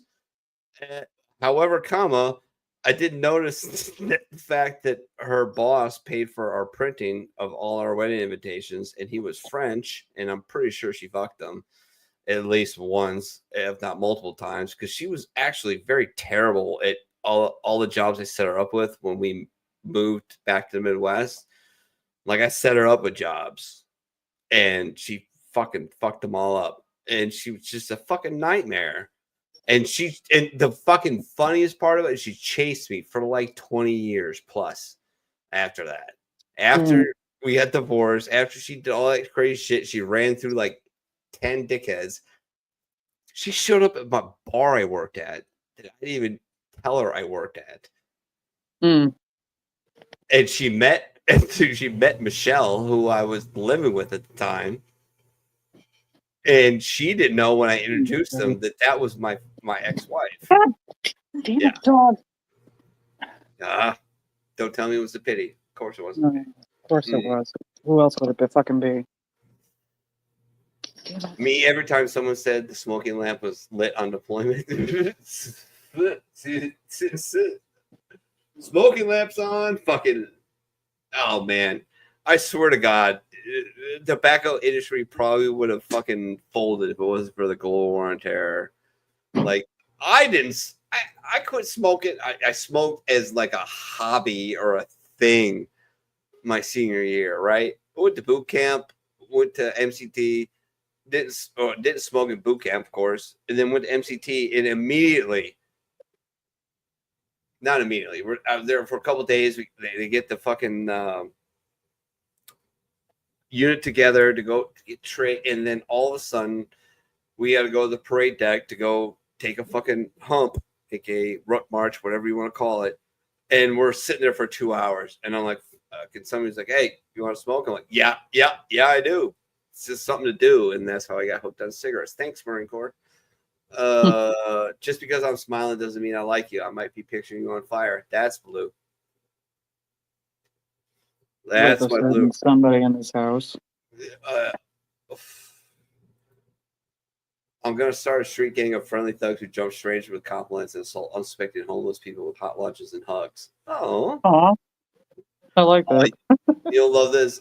When I worked at Paul Brown, which is where the Bengals play, I think they call it something else now, but I bartended there for 2 years, and all the booths there, except for alcohol, were run by nonprofits. So they run, a whole bunch of all the food, the brats, everything. And at the end of the day, whatever they don't sell, they got to dump. And I'm like, oh no, fuck that shit. I'm not the only one who thought of this, I'm sure. No, I've taken food to like the homeless shelter and whatnot. Like I've done that. I've taken especially we had a Thanksgiving dinner at the auto dealership I was working at. We had a bunch of leftovers, and they were like, "Well, we don't know what to do with this." I'm like, "Well, I can take it to the homeless shelter in my hometown." And sure enough, they were like, "Thank you so much," because we had like a bunch of food. It was like the big aluminum foil trays, like 5 or 6 of those things.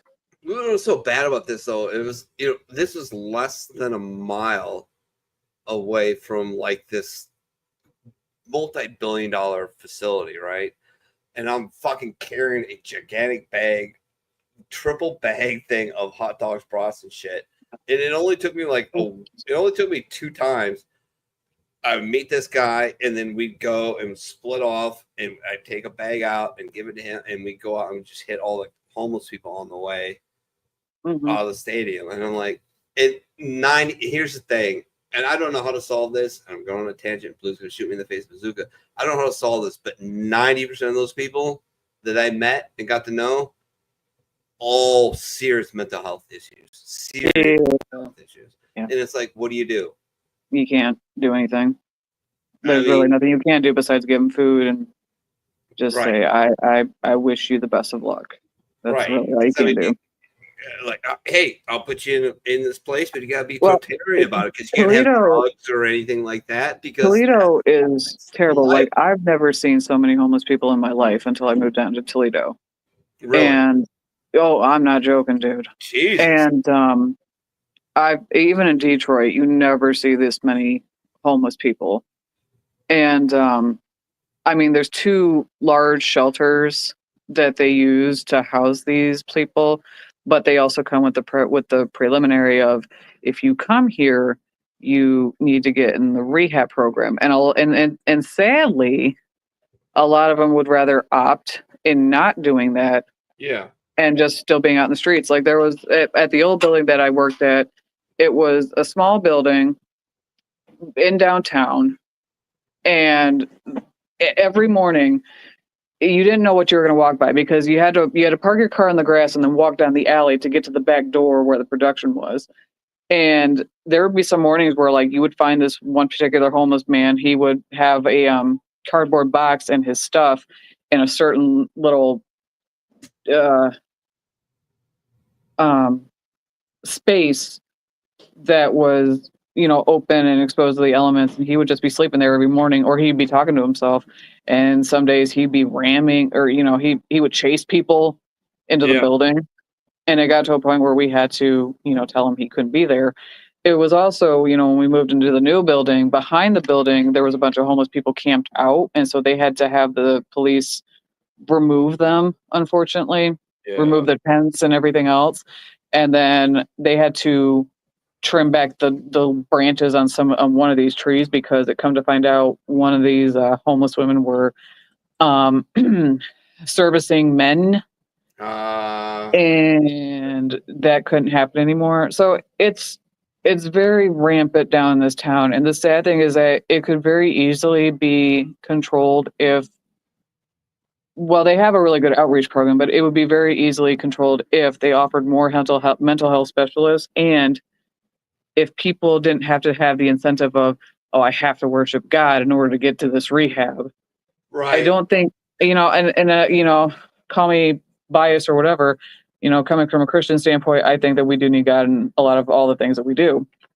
However, you can't force somebody who doesn't believe to go through a rehab and believe in something that they don't. You can't do that.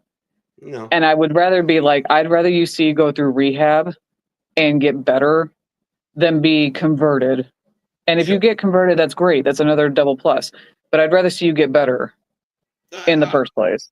I would like, this is weird.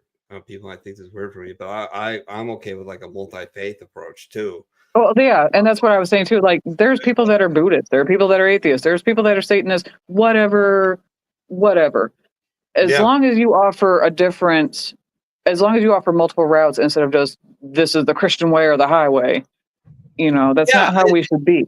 I'm going through this right now. I'm trying to figure out like it's been kind of fucking disturbing. I've had like a lot of I've just been really angry lately. And so much stress, and the house is getting on me, and everything like that, and the responsibility, and that's fine. But like, I'm like, God, where's this going? How do we deal with this? And Dr. McCarty, which is what I call her, she's like, you need to do some therapy. I'm like, fucking VA is rubbish on that, and I don't really want to do group therapy because that's just a pissing contest, basically. Who has it worst? I don't know. I don't know what to do. But I seriously looked. I mapped out a Jewish center. I mapped out a Islamic center. Why don't you just try that? Why don't you just try that online therapy, like BetterHelp? Yeah, because it's money. So what? You still have to pay money, and most of the time, if you have good health insurance, it covers it. But I mapped out a Buddhist center. I'm like, I might have to take like a 4-hour window and just go try each one of these and see what happens. Like, because right now, and I'm going to go back. I'm going to try the Catholic thing. I'm going to try a men's group probably and see how that goes. But I'm very skeptical because I don't know. It is what it is. We can't get through these memes. Moving on. You got to go in with at least an open mind. You can't go in with skepticism because then you're just expecting failure. Yeah. And that's why I tell, when I go to my therapy sessions, I go in with an open mind, and because if I go in with skepticism, all it's going to do is basically set me up for failure. Yeah, it's a self-fulfilling prophecy. Yeah. Yeah. I gotcha. Republicans will be exposed by this too. Good. Yeah. I'm fine with this whole Doge thing. Let's roll. Let's go. And just like that, Democrats don't like investigations anymore. Yeah, I hate this part about it. The cyclical thing. It's I got power, I'm coming after you. Now I got power, now I'm coming after you. It's getting a little annoying. Just stop. Stop. Nobody fucking cares anymore. Just stop. You got better shit to do with your time right now. Yeah, me now. It's like, hey, can you do your best to I don't know, fucking lower the interest rates so I can refinance my house? Can you keep gas prices a little lower? Can you maybe not make eggs fucking $5,000 for a fucking Unfortunately, dozen? with avian flu, it's not the president's fault. It's the fucking I know. And I think it's funny when I don't like Trump. I'm gonna be blunt. Anybody can chastise me for this. I don't give a shit. I don't like Trump. I don't like the party or anything else like that. I'll say that proud and loud. You're fine. But at the same time, when people are going, oh, the eggs are, it's everybody's fault. And it's like, avian flu has devastated the bird population. Prices are going to go up. This is what happens when disease affects your livestock and your crops and etc. So don't go pointing the finger. It's not anybody's fault. Yeah, it's nobody's fault. It's a very disappointing thing that people don't appreciate history or put enough emphasis on it. Just an example, there's a channel that I kind of almost wrapped up called History Marsh. Yeah, I've seen YouTube. Yeah, and I've watched every medieval battle, and it goes through not just the fighting, it goes through the circumstances and in the politics and the actual people in the entire theater, or they're going through famine or whatever. And it's crazy. One of the ones I saw the other day was literally, if it wasn't for a Muslim general from Egypt, fucking Europe might have actually just within 6 months to a year been conquered. But he stood up to one other fucking Muslim caliphate and stopped them. It's crazy. It's insane. And it's like, oh man, don't. Well, it's like when you look at Dracula. Yes, was he a feared leader? Yes, but He was at the same time, he basically blocked Europe from being overcome by, Persian rule. So I'm like, yeah, he was a bad guy. He did terrible shit. I ain't gonna say he wasn't, but at the same time, compared to his time, he was just doing what he had to do. Oh, It's you think all of a sudden we've got iPhones and we're better people than they were? No, we're the same people. We just have nicer toys. Yeah, we're much better to our peasants and our pets. And our hygiene. Yeah, and our health. Well, I mean, but still, like the basic human instinct hasn't changed. That's one of the things that I loved about watching this whole series, and it's taking me like fucking 6 months. It's same fucking battles or the same fucking shit with the same fucking people or the same things, and it's just yeah. Nothing's changed. Just we've got nicer toys. Some days I just want to reply emails with okay in this picture. So this is really funny because my boss just quit, and apparently I've been nominated as a front runner to take his position, and that was my fucking first. Two of the other supervisors came over to me and like, hey, told me what's going on. And that was my reaction. Like, oh, fucking fuck. Person, I'm sad. Doctor, here are the pills that make it impossible to come or lose weight. Person, perfect. Yeah, exactly. Fucking awesome. Love fucking Zoloft. Love fucking God, what was it? It started with a P. It was by Eli Lilly. Antidepressant. For what? It was an antidepressant. It started with a P. Prozac? No, Prozac's for stomach. Yeah. I'll try and think of it. I don't know. It doesn't matter. But yeah, I was on that shit. And then I was on the extended release one, which is supposed to be better. That didn't work either. First thing that comes to mind when you see Danny Trejo. Fuck. Spy Kids. Yeah. We are so advanced 400 years ago. Yeah. Yeah. That's a thing. It's like when you look at old Victorian homes and you find out these assholes fucking painted over extravagant wallpaper or extravagant wall colors, or they fucking put linoleum on these beautiful hardwood floors, or they fucking nailed the window shutters that are nicely done and decorated to the fucking wall. It's just like, stop this shit. Or what I hate now is seeing like these modern homeowners and they fucking wreck their Victorian homes and they're like, they destroy the stairs and they're like, here, I made it better. And it's like, no, the fuck you didn't. You made it much, much worse. Yeah, you made it way worse. In 1719, prisoners in Paris were offered freedom on the condition they would marry a prostitute and move to Louisiana. There was a guy, Pook will back me up on this. Sergeant Latore, aka Tim Latore, back me up on this too. We had a guy in our unit we called him Coonass, and he was from the fucking bayou of Louisiana. I mean, he got drunk. It was just like my buddy Najik from Boston. You get him drunk enough, he couldn't understand a fucking word. Just fucking gone. But oh man, they were both beasts in a fight, and they always stood by your side. But Jesus Christ, you were like, the fucking don't know why I'm even telling anybody this. That motherfucker from Louisiana, Coonass, shaved his legs. No idea why. We asked him, he's like, just fucking want to do it. I'm like, okay. And then we're like, is he? I'm like, no, he's fucking a straight shooter. But he's shaved. Whatever. Fucking. And then, we get him drunk after we got out of the field. And like, okay, whatever you just said, we'll take it. The moment you realize you can speak 14 languages. Or you hit your damn shin on the edge of your bed. Oh, God. It's that. And it was fun is I'll wake up. I got to wake up. Getting older. Got to wake up, take a piss. And then I'm like, fuck, I'm not going to go to bed for like a half hour. I'll go smoke a cigarette. So I'll walk towards my coat, grab my smokes, and then a fucking toy from one of my kids will just randomly go the fuck off. You want to see me? If you could put a ring camera on me and see, you would piss your pants, Blue, laughing. I'd fucking jump like 6 feet in the air. I don't have ups. At all. But I will miraculously jump like 6 feet in the fucking air when some fucking toy just randomly goes the fuck off. Fucking awesome.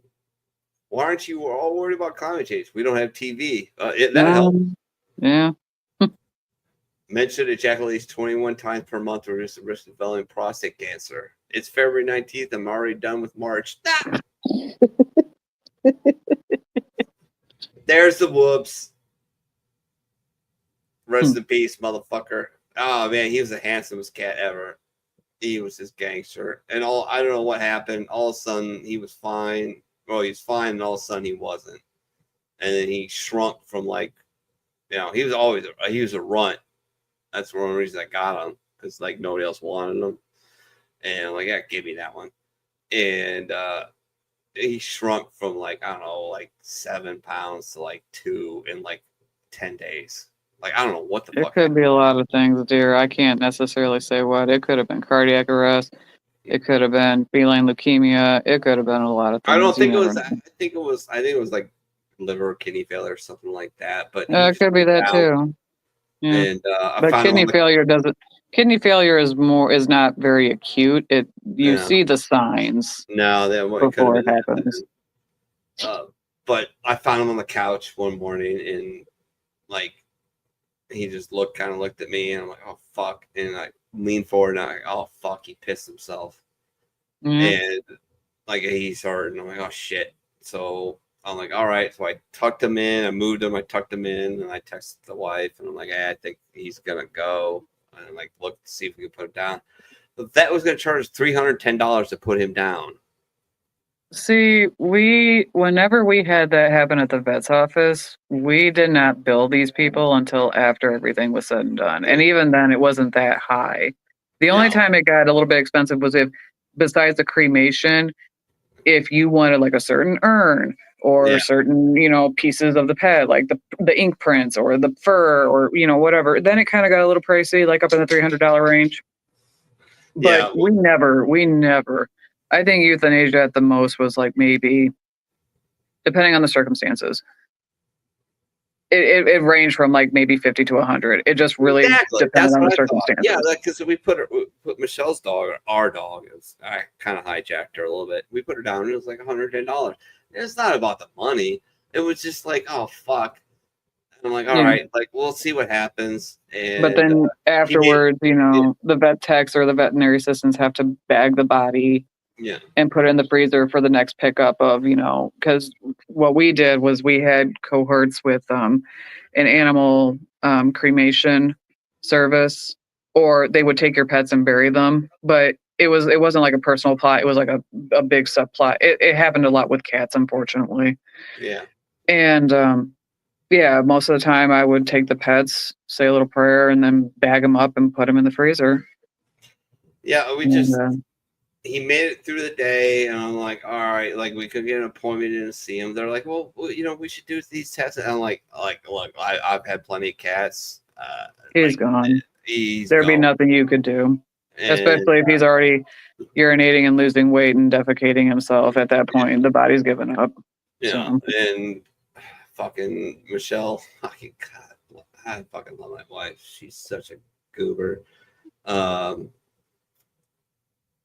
We prepared James and Edith. Edith doesn't really have any idea. She's 2. She had no idea. But anyways, like she stayed with Whoopi like to the fucking end, and like she said, like a half hour before he started purring a little bit, and then he cried a little bit, and then all of a sudden the breathing just became impossible. And she's like, I was there with him. I'm like, I fucking can't express to you how much that meant to me. Like that, I wasn't there, which I feel horrible. I had to work. Like I wish I was there with him because he was my boy, and like I have pictures of this dude burying since he was a kitten in my beard. That was his thing from the get-go when we brought him home. Just he buried himself in my beard. I wasn't there, but at least he had Michelle. So moving on. As long as he had somebody with him. Federal workers, I am the victim of a hate crime. Asking what you do at work is an hate crime. Well, I hate it. Well, memers, insulting politicians online in Germany is a crime. This is scary. Switching VPN to Germany to insult politicians myself. Hey. Why can't Alex just accept me for who I am? Well, I mean, because he's Alex Jones. It is what it is. Bucky strip. Now, there we go. Now, hey, we can make this work. We will not make that work. What the other thing I'll tell people about this, and I've said it a bunch of times before, talking about, the whole thing about USA AID coming up, but like, I think Trump's playing a little 3D chess right now, and I think he's forcing people's hands, and I'm okay with that. Like, we've done peace talks in the Middle East for 60 years. It's gone pretty well so far, huh? Oh, Dora. Oh God, not Dora. Not Dora. I swear all serial killers have the same glasses. Oh. Anytime you put a Marine report, just send a signal to higher. You just sent a signal to higher that you can't handle the situation. General Al Gray, 29th Combat out of the Marine Corps. Yeah. That just drove me nuts. I got the worst of the worst when I became a Corporal Marines and had to work at the ASP. I got MAG 7 through 12 and 13. 13 was a how do you call it? Like a non-explosive MAG, like a dud MAG, blue ammo. I got the worst of the fucking worst. Guys who were getting kicked out, guys who were probably trying to get themselves kicked out, and I still made it fucking work. I still got the job done. I still got the ammo out. No using ammo tech complained against me. Got it done. Just found a way to fucking get these guys motivated. It was, I don't want to say it wasn't hard, but I fucking figured it out. I'm not a goddamn genius. I'm kind of a barely functioning retard, but I got it done. And I hate it when like guys get in trouble. They get in a bar fight. They get fucking a DUI, and it's like, oh, we're gonna run with the flagpole and ruin their career. You can only hope so much. At that point, you just go, my hands are clean. There's lost causes for sure, but you've got to know your people, and you've got to like, all right, fucking Smuckatelli's a fucking idiot, and he is a lost cause. We can't wait. We can't go to the mat for this guy whatsoever. But this guy, who's a 300 PFTer, which is, I'm old school, that's a max PFT. He's an expert on the rifle range. He does extra fucking book report. He does all this shit, but he gets in trouble off base. All right, let's rein him in. Let's tutor him a little bit. Let's make him believe that, hey, you got to set an example because you're going to be in leadership one day. You've got to set an example for these other idiots. Don't be me. Well, I told the story 100 times. Is when I got promoted to corporal, I fucking was. It was a bit me and Pook at the same time. It was crazy. We never thought it was gonna happen. And I'm shaking like a fucking leaf. Sergeant Major's like, "You all right there, Corporal?" I'm like, "Not really, Sergeant Major, because 5 minutes ago I was one of these retards, and now I'm in charge of them." He goes, "Yeah, you know why I have 2 divorces, no hair, and a drinking problem? Because fucking it is what it is. But if you accept the challenge of leadership, you got to lead, and it fucking sucks, man. It does. It's rubbish sometimes." All right, without further ado, I know Blue wants to go to sleep. Thank you so much for hanging with me. Next week, hopefully, we'll have a little more reinforcements. Go ahead and do. I'll do my final thoughts. I'll do my cookie cutter final thoughts. Remember, never take a permanent solution to a temporary problem. Been there, done that. I'm still here, and the only reason is because I reached out. That's the only reason, and that's all you gotta do. Is stay in the fight. Wake up, get breakfast, go to work, get lunch, splurge maybe, get the fucking off the clock, get to dinner, go fucking hug your kids, just make it, just break it down like you did when you were at boot camp, and you'll get through it. And eventually the world will turn for you. It will. I guarantee you it will. All right, Blue, what you got? Lent's coming up, so make good choices. If you're going to make these commitments to, do more, do less, stick to them. Let's see. Piggybacking off, Minnie here, reach out for help. There's nothing wrong at all for asking for help. And there's also nothing wrong of if you don't have certain resources or you don't know where to turn to exactly, reach out for that too. It's stressful. I've been denied disability for my fucking enlarged lymph nodes that are more likely caused by aviation jet fuel. I'm fighting that shit. I got resources that are helping. Drinking water on the carrier, right? No, I was handling jet fuel. Well, I know you were because you're a fueler.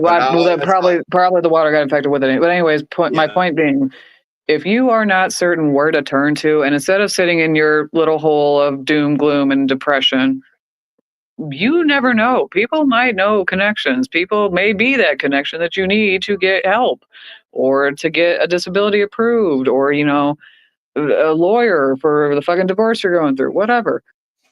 There's nothing wrong with that. Don't feel sorry for yourself. You can feel a little sad, but don't do that forever. So, grab your bootstraps, put them on, and, reach out. I'm going to be blunt on that. God be with me for the next fucking month because I'm going to have to cut back down on swearing. I can't wait for this. Oh my God, dude. When does Lent start? I'm sorry. Next Wednesday. Fuck. What should I give up? It's not going to be swearing. I dare you to give up drinking. For Lent.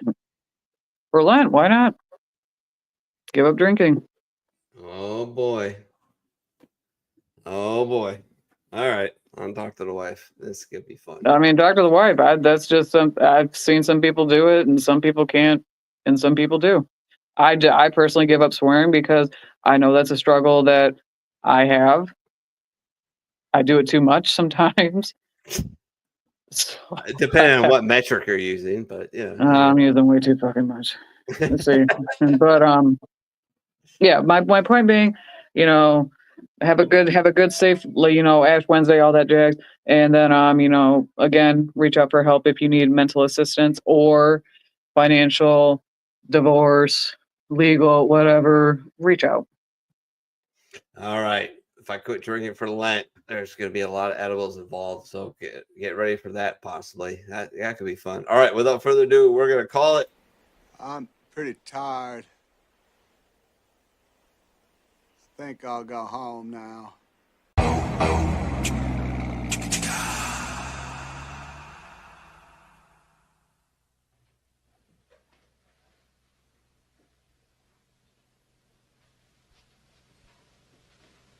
You're still here? It's over. Go home.